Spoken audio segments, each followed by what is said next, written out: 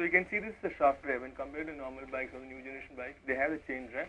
This is having a shaft drive. Maybe like I told you, like it was produced in around the world. What a time when you bike into production നടന്നത്.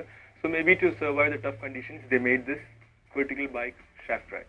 Okay, അതുപോലെ ഇതെന്താണ് ഒരു അടയ്ക്കാനുള്ളത്? ഇതെന്താ വെച്ചാൽ നമുക്ക് പഞ്ചറൊക്കെ ആയി കഴിഞ്ഞാൽ ഇതും ഇപ്പുറത്തെ ഒരു കഴിഞ്ഞാൽ പൊന്തിക്കാം. ഓക്കെ, അപ്പൊ വണ്ടി ചെരിക്കേണ്ട ആവശ്യം നമുക്ക് ഇത് നേരെ പൊക്കിയിട്ട് സ്ട്രൈറ്റ് ആയിട്ട് ഇത് കൊണ്ട് ഊരാം നമുക്ക് tyres. You can see this, they have made a very innovative thing which is like just screw this down, lift it up. അപ്പോൾ ടയർ വളരെ ഈസി ആയിട്ട് ഊരാം.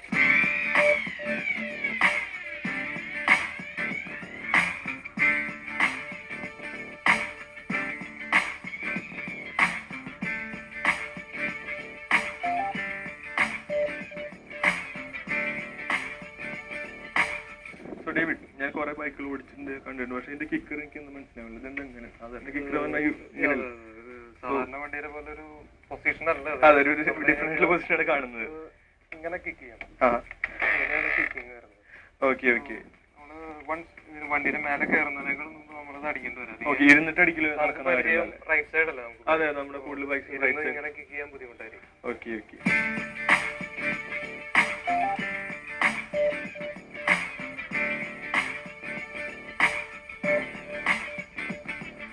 അതുപോലെ ഇതെന്താണ് ഈ മുമ്പിൽ കാണുന്നത്? Kind of lock, right? അതെ, അതെന്ന് വെച്ചാൽ നമ്മുടെ ഈ ഹൈവേസിലൊക്കെ പോകുമ്പോൾ നമുക്ക് ഹാൻഡിൽ ടൈറ്റ് ചെയ്യാം. അപ്പൊ അത് വണ്ടി പാളില്ല. ഒരു കോൺസ്റ്റന്റ് സ്പീഡിൽ പോവാണെങ്കിൽ ഇത് ലോക്ക് ചെയ്ത് ഒരു ടൈറ്റ് റിലാക്സ് ചെയ്ത് ഓടിക്കാം.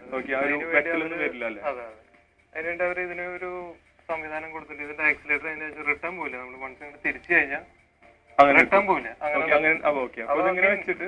കൈ വിട്ട് ഓടിക്കാന്നല്ല ഉദ്ദേശിക്കുന്നത്, നല്ലൊരു ടെൻഷൻ കൊടുക്കണ്ട, ഫ്രീ ആയിട്ട് റിലാക്സ് ചെയ്ത് പോവാല്ലേ.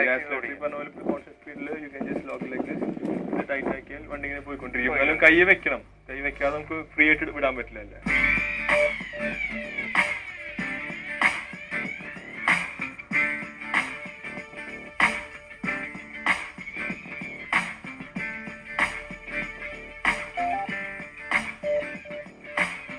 അതുപോലെ ഇതിന്റെ മറ്റു പ്രത്യേകത എന്ന് പറഞ്ഞു കഴിഞ്ഞാൽ ഇവിടെ നമുക്കൊരു നോബ് കാണാം. ഓക്കെ, ഇത് എന്തിനാ വെച്ചാൽ ആക്ച്വലി ഇതിപ്പോ ഒരാൾക്ക് റൈഡ് ചെയ്യാന്നുള്ള സീറ്റേ ഉള്ളൂ. നമുക്ക് ഡബിൾ വെച്ച് ഓടിക്കാം, ഫുൾ സീറ്റ് ആക്കിയിട്ട്. അല്ലെങ്കിൽ ഇതേപോലെ തന്നെ ഒരു സീറ്റ് ഇവിടെ വരുന്നുണ്ട്, അത് പിന്നെ വെച്ചിട്ടില്ല. ഡബിൾസ് ഒക്കെ വെച്ച് ഓടിക്കുമ്പോൾ നമുക്ക് ടെൻഷൻ അഡ്ജസ്റ്റ് ചെയ്യാം. ഷോക്ക് നോബ് ഇങ്ങനെ തിരിച്ചാൽ മതി. അപ്പൊ ഒരു ലയർ ഇതുകൊണ്ടും വരും, രണ്ട് സൈഡിലും സെയിം ഇതുണ്ട്, ടെൻഷൻ കൂടാം.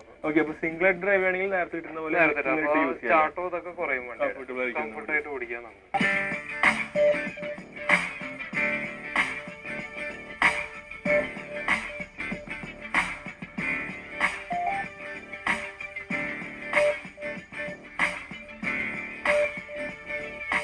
മറ്റു പ്രത്യേകതകളുണ്ട്. ഇന്നിപ്പോ നമുക്ക് എൻഫീൽഡുകളൊക്കെ നോക്കുകയാണെങ്കിൽ എൻഫീൽഡിന്റെ ഈ സൈഡിലായിട്ട് നമുക്കൊരു 2 പൈപ്പ് പോയിരിക്കുന്നത്.